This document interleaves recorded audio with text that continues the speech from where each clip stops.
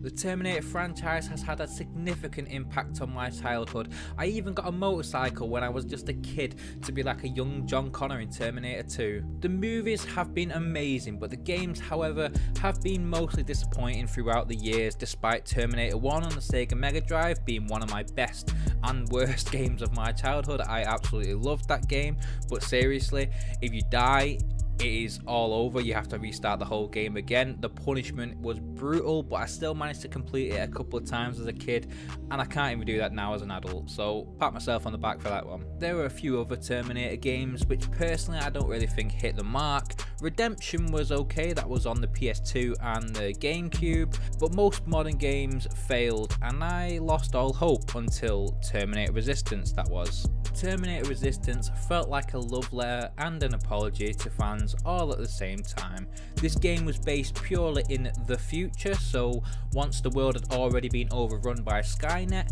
the character you play as is a human called Jacob Rivers, who is a resistance soldier led by John Connor in the fight against machines. Jacob is well adapted to the post-apocalyptic lifestyle, living in bunkers and scavenging for resources, along with forming relationships in an RPG style gameplay. The game does have a main story which is simple enough to follow, but it also has lots of side quest stories which help build relationships with others. Most NPC interactions are multiple choice, but you always have to choose the correct one to end the conversation anyway.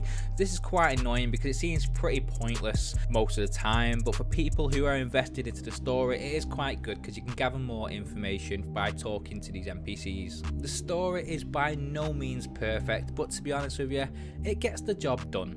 The gameplay in Terminator Resistance is where it truly shines. Before I dive into this, I must warn you, yes, it does have flaws, but if you're willing to look past them, you can have a great time. Exception of a few set out story missions, the main quests are intended to give the player freedom to complete them as they see fit.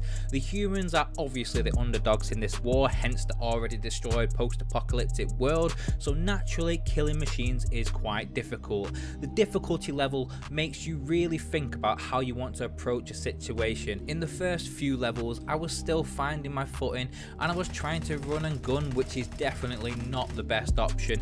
This game is best played stealth. Well, that seems to be the way for me. If you are outnumbered by a handful of T600 skeleton machines, then you might want to run and find a tactical position to pick them off. As far as enemy variations go, there are about 10 or so, starting from small little sensor activated self-destructing starfish drones to huge HK tanks and aircrafts. Each enemy is wildly unique and none of them feel easy to kill. They can pretty much all get you. Once you are actually out on a mission, which is usually some form of fetch quest or destroy mission, the player explores the selected area as they see fit, and side missions are completely optional but recommended to level up. The leveling system is simple and fair. You have your traditional toughness, which is how much damage you can take, stamina, weapon capabilities, hacking, and a few more. I found myself choosing the upgrades that allow me to earn more XP, and hacking were the best. However, in the early game, this made things a little bit harder for myself. When attacking enemy bases, there are lots of auto turrets scattered around, but once you unlock the hacking ability, they are great because there is no limit to how many you can hack to help defend you. The shooting mechanics are satisfying. Unfortunately, the real world weapons such as shotguns and assault rifles are ineffective against almost every machine type, which is a shame because there is just something quite nice about the realistic firing of these guns over the plasma rifles, but oh well. The long shot plasma sniper rifle quickly turned into my main weapon, with headshot damages killing T600 machines in 2 hits, and each critical shot dealing the equivalent damage to about 20 shots from any other automatic weapon.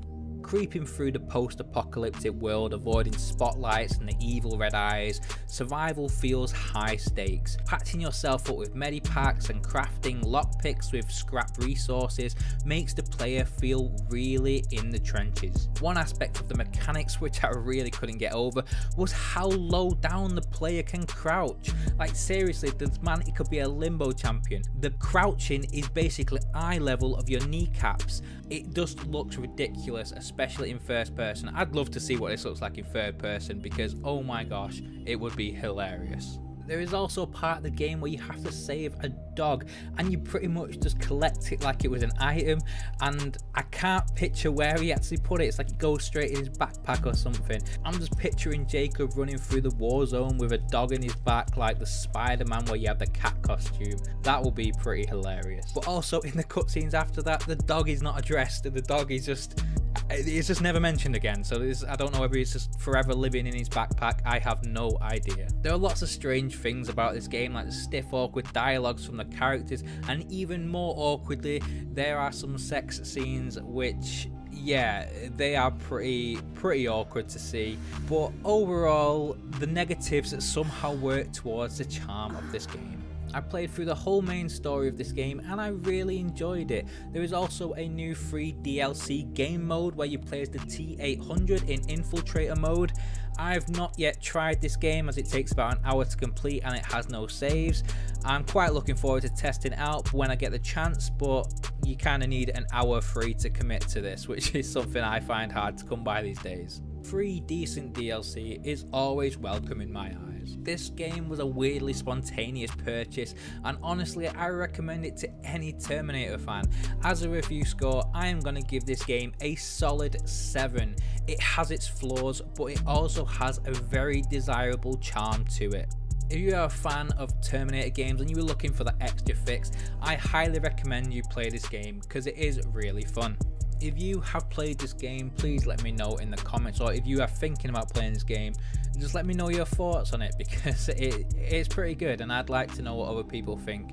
Am I just the only one who thinks it's good, or do you guys like it as well? Let me know below. This is Mark from YouTube channel Modern Tech, and if you like videos like these, please consider a subscribe and liking these videos, as it really does help in the algorithms. And yeah, thanks for watching. See you later.